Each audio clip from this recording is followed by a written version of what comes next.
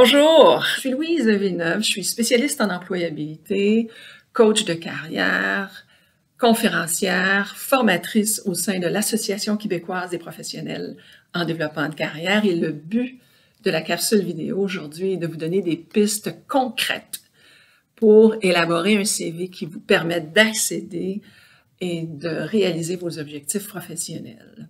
Je vais aborder le contenu, la mise en page, les nouvelles tendances. Je vais aborder également les rubriques essentielles. Alors, vous vous posez peut-être la question, que signifie un CV réussi? Je vous dirais qu'un CV réussi, d'emblée, c'est un CV qui va retenir en fait l'attention des employeurs, des recruteurs, qui va démontrer que vos compétences répondent à leurs besoins. En fait, qui va être capable, le CV doit être capable de faire un lien, un effet miroir et de démontrer l'adéquation entre le profil recherché et votre profil et portefeuille de compétences. N'oubliez pas que le but du CV, c'est d'obtenir une entrevue. Alors, c'est un outil d'élimination. OK, on va commencer par le contenu. Pour le contenu, je vais, avant même d'élaborer la mise en page, avant même de travailler sur l'élaboration de votre CV comme tel, 4 questions essentielles à vous poser en amont à l'élaboration de votre CV. Quelle est la cible? Quelle est la cible d'emploi? Quel est le poste que vous visez? Cette question-là, elle est première, elle est essentielle parce qu'elle va aligner l'ensemble du travail que vous allez faire par la suite. Est-ce que vous visez un poste de technicien en environnement? Est-ce que vous visez un poste de chargé de projet? Est-ce que vous allez travailler en évaluation d'études d'impact comme analyste en environnement? Déterminez la cible essentielle. Deuxième question, assurez-vous et vérifiez quelles sont les compétences minimales requises pour occuper un tel poste. Est-ce qu'il y a des cartes de compétences? Est-ce qu'il y a la connaissance de normes spécifiques? Est-ce qu'il y a une formation particulière avant?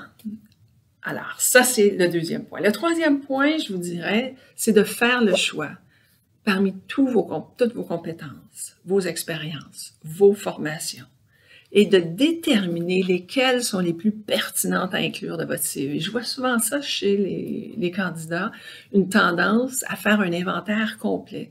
Le CV fait l'historique de tout le cursus scolaire, fait toute l'étendue des expériences professionnelles. Ce n'est pas l'objectif du CV. Alors, faites attention à ça. Il s'agit de choisir, de faire le tri de l'information et de choisir les compétences, les expériences et les formations les plus pertinentes qui vont démontrer que vous êtes un candidat intéressant, une candidate. Dernière question, toujours au niveau du contenu. Est-ce qu'il y a des éléments de votre parcours qui pourraient ajouter une valeur à votre candidature? Est-ce que vous avez des signes distinctifs? Est-ce que vous avez travaillé sur des projets particuliers? Est-ce que vous avez reçu des prix, des distinctions? Est-ce que vous avez des réalisations particulières qui vont ressortir des autres par rapport aux autres candidats? Est-ce que vous avez une expertise, une maîtrise, une force qui devient très compétitive par rapport à l'ensemble des autres candidats? OK, alors je viens d'aborder le contenu. Maintenant, je vais aborder la question de la mise en page, de la mise en forme. Alors, c'est sûr que je ne peux pas faire abstraction ici des nouvelles tendances. Les nouvelles tendances, il faut être à l'écoute des changements dans les processus de recrutement qui sont fortement en fait influencés par les technologies de l'information, les logiciels automatisés, les ATS de ce monde, les CRM de ce monde, qui vont faire une lecture, généralement, une première lecture des CV au niveau de la grande entreprise ou de grandes firmes de recrutement ou de certaines PME. Alors, les nouvelles tendances, la particularité, on parle d'un CV minimaliste, habituellement d'une page. 2 maximum, vraiment 2 maximum. On parle également de couleurs. Si vous regardez sur les nombreux sites Internet, des couleurs, des diagrammes, des icônes, des logos.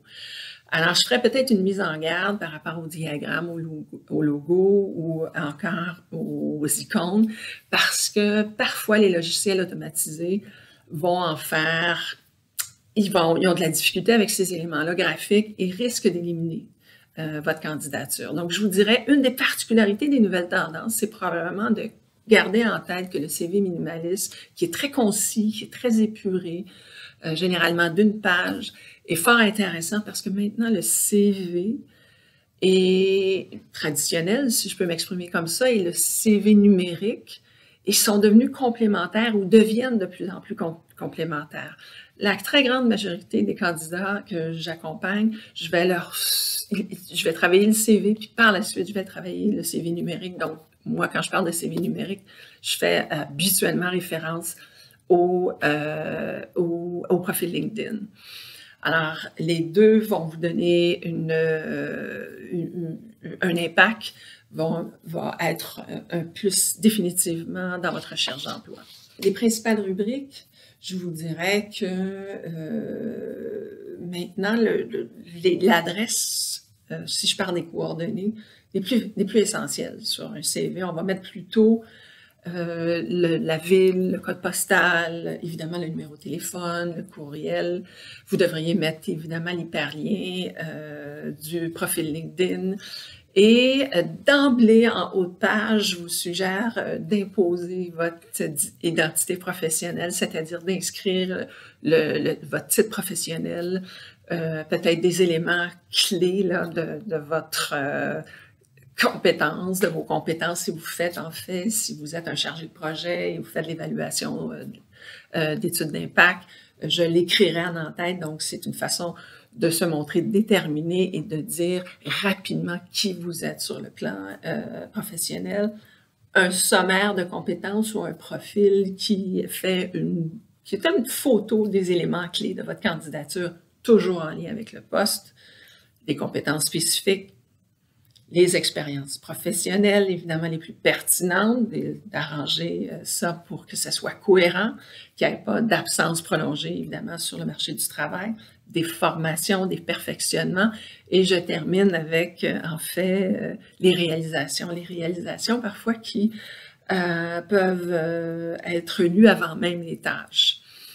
Alors, sur ce, je vous inviterai également en terminant, si vous êtes en recherche d'emploi ou si vous occupez un poste à temps partiel, de vous retourner vers des ressources en employabilité. Il y a plein d'organismes à travers le Québec qui offrent de l'aide, qui ont des programmes de recherche d'emploi, des programmes d'orientation professionnelle. Et il y a des gens qui sont là, qui sont généralement formés et qui peuvent vous accompagner, qui peuvent vous soutenir et vous donner des rétroactions intéressantes pour l'ensemble de vos outils de recherche d'emploi et des stratégies de recherche d'emploi. Alors sur ce, je vous souhaite bonne suite, un franc succès dans votre parcours et à la prochaine.